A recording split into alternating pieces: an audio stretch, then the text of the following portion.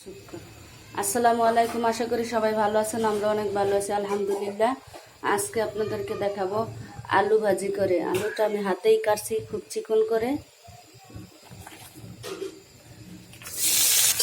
আজকে আমি আলু ভাজিতে কোনো কাঁচামরিচ দেবো না, শুকনো মরিচ ফোড়ন দিয়ে ভাজিটা করব। এখানে পেঁয়াজ বেশি করে দিচ্ছি, রসুনটা একটু কম দিচ্ছি। দেখুন, এটা হচ্ছে আজকে আমাদের রাত্রের খাবার, আলুর ভর্তা, আলু ভাজি আর ডাল বোনা। আমার ভিডিওটা যদি ভালো লাগে চ্যানেলটা সাবস্ক্রাইব করবেন আর কমেন্টে জানাবেন কেমন হলো।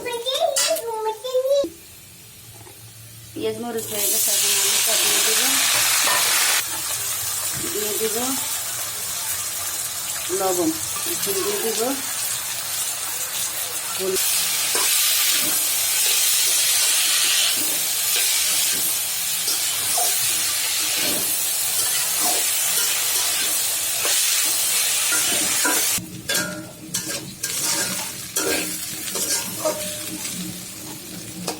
আর একটু সিদ্ধ হবে ভাজিটা।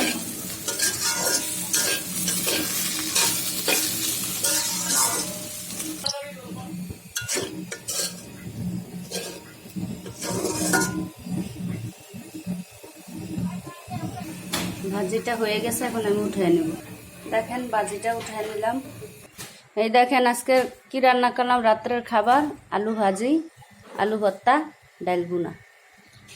তো ভিডিওটা ভালো লাগলে কমেন্টে জানাবেন। আল্লাহ হাফেজ।